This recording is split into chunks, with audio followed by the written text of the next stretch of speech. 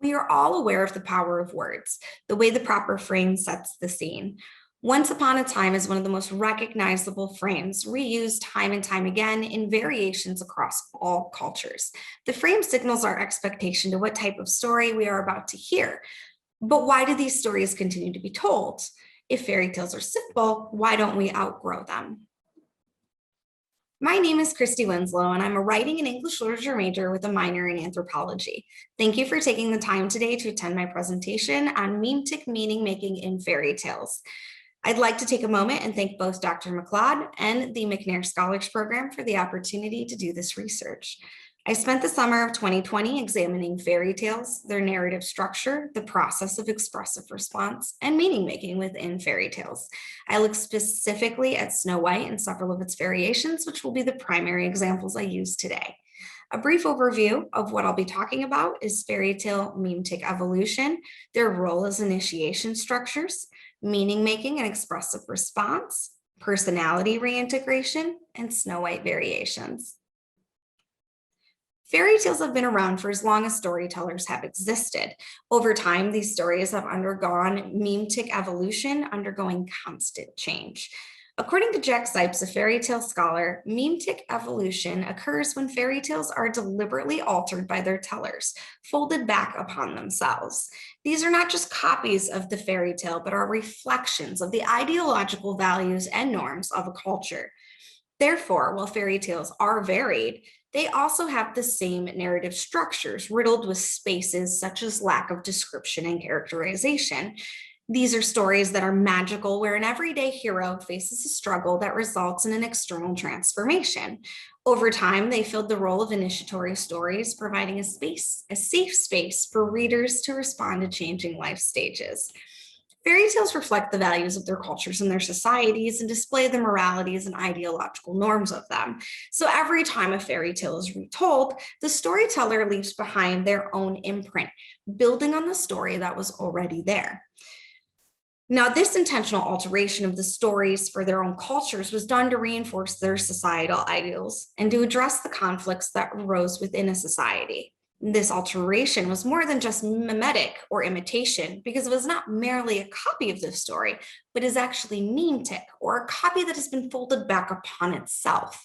This folding back is part of the reason why there are so many commonalities among different versions of common fairy tales. Jack Zipes compares the evolution of fairy tale to meme, like this one, showing the wicked stepmother from Disney's Snow White. Without familiarity of the fairy tale, the Disney movie, or of Instagram, the inside joke is obsolete. Yet it points out something more than just these outside contexts. It identifies the same thread of vanity in the stepmother's obsession with the mirror's response, and the modern day need for validation that can be found by posting selfies on Instagram. In 1976, Richard Dawkins, an evolutionary biologist, was the first to coin the term meme, or a catalyst for cultural evolution. To Dawkins, meme is a cultural unit or idea that competes to be perpetuated and must be replicated in order to survive. According to Wiggins and Bowers, digital culture scholars, the memetic transformation of internet memes occurs in three categories, consisting of repeated forms and literary moves guided by a human culture, which deliberately alters them. Thus, the meme viewed as genre is not simply a formula followed by humans to communicate, but is a complex system of social motivations and cultural activity that is both a result of communication and impetus for that communication. In the same way, the shift from oral tradition in the 16th and 17th centuries towards print culture resulted in the reshaping of fairy tales for their new civilized upper and middle class audiences. This shift took the oral wonder tale out of the hands of the general populace and into the hands of the literate. The Europeans who wrote them down and published them left behind their own imprints, sanitizing and altering the original oral tales. Fairy tales are stories of metamorphosis or transformation because they guide the reader through the process of transforming from a child into that of an adult. In this way, they serve as an initiatory story because they create stability by providing a way to respond to the identity crisis we face as we cross a new stage in our lives. Norman Girardot, a religious studies scholar, proposed the fairy tale Snow White fulfills the three stages of initiation: separation, liminality, and reincorporation. The first phase, separation, is the transition away from the parental unit. In the German version by the Grimms, this occurs when the huntsman takes Snow White into the forest and she cannot return to the castle. The second is liminality, or a period of ambiguity, where our hero is figuring out who they are as a person. This is the period of time where Snow White is with the dwarves, who guide and watch over her while she undergoes stasis, or the death-like sleep. The third phase is reincorporation, where the final transformation into an adult occurs. In fairy tales, this transformation only occurs because the hero has been helped, saved, or protected by someone else. Snow White wakes as a result of change. A servant stumbles while carrying the coffin, and the poisoned apple piece falls from her throat. This role of fairy tales as initiatory stories reaffirms the possibility of a happy ending. We turn to fairy tales when we need to feel like we belong, that everyone else is also searching for happiness, and that behaving correctly will produce guaranteed results. They reassure us that our troubles are universal and that we too can achieve a utopian happily ever after. The basic principle of transactional theory is that readers construct meaning from a text by using their personal social constructions. Louise Rosenblatt, the scholar who developed the reader response theory, proposed that transactional theory was the relationship between the reader and the text as a transaction or exchange. Both the reader and the text maintain a mutual relationship where the text stimulates the reader, who responds as the text demands, providing meaning through their own experiences. Rosenblatt proposed that there were two forms of transactional theory: efferent response or informational reading, and aesthetic response or reading for enjoyment. Limiting in some ways, though, because they focus on the reader actively engaging and analyzing the text, while fairy tales employ a type of reading that is slightly different. Anna Soder, a teaching and learning scholar, proposed that a third type of response exists in addition to Rosenblatt's theory: expressive response. Expressive response refers to the personal connections that readers make to literary texts, which does not require readers to reflect on the role of the text in their response. This use of expressive emphasizes the way that the reader identifies their life experiences and their personal connections to the text, but often this reader is unaware of the influence of the text. Because our perceptions of the world around us are shaped by our experiences, perspectives, and cultures, the variety of versions of fairy tales play a huge role in allowing for expressive response and the ability to create meaning in our interactions with these classic narratives. It's a common belief that fairy tales have a hidden meaning buried within their motifs and patterns.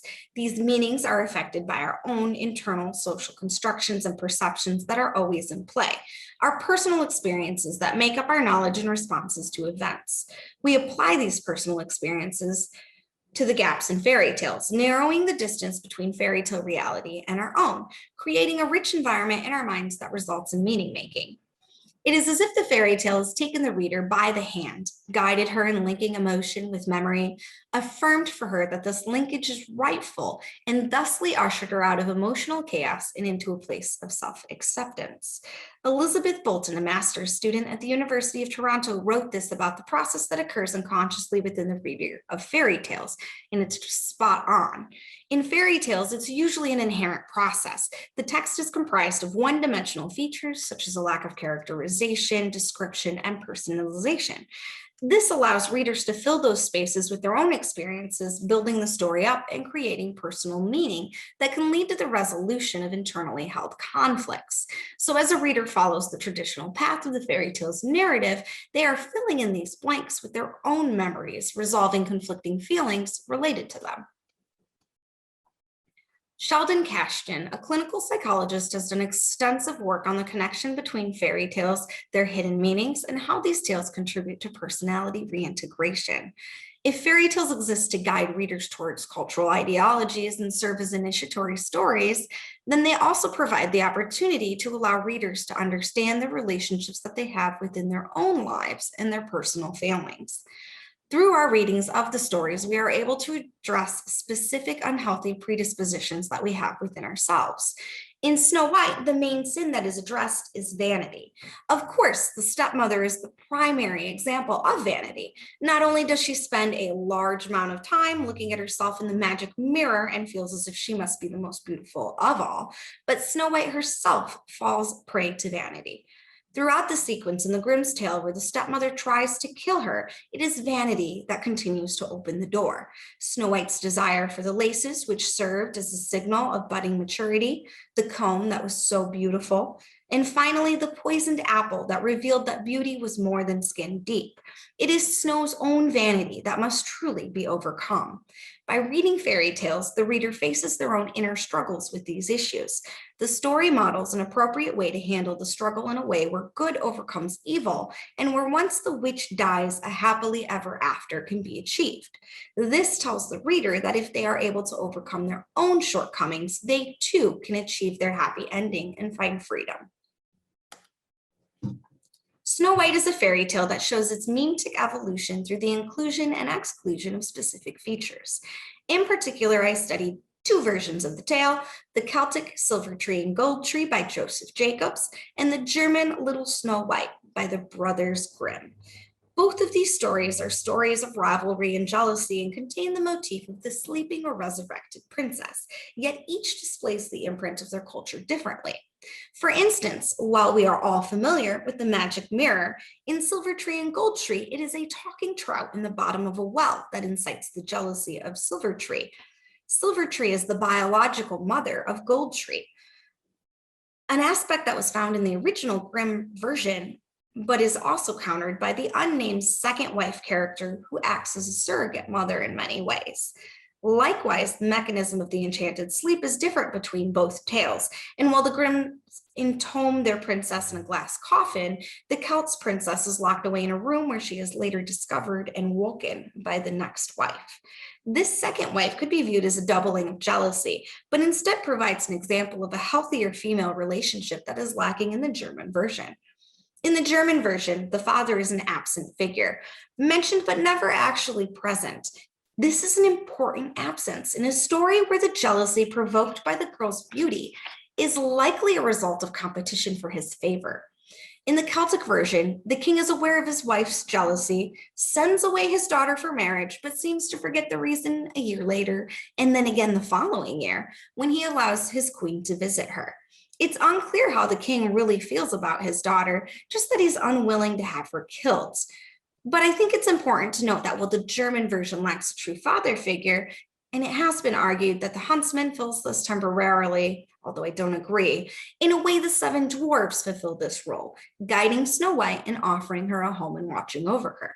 Now, in much the same way, the second wife in Silver Tree and Gold Tree guides and helps. Now, when examining the differences between versions of the same fairy tale from different cultures, it's evident that there are both similarities and differences in these texts in some ways.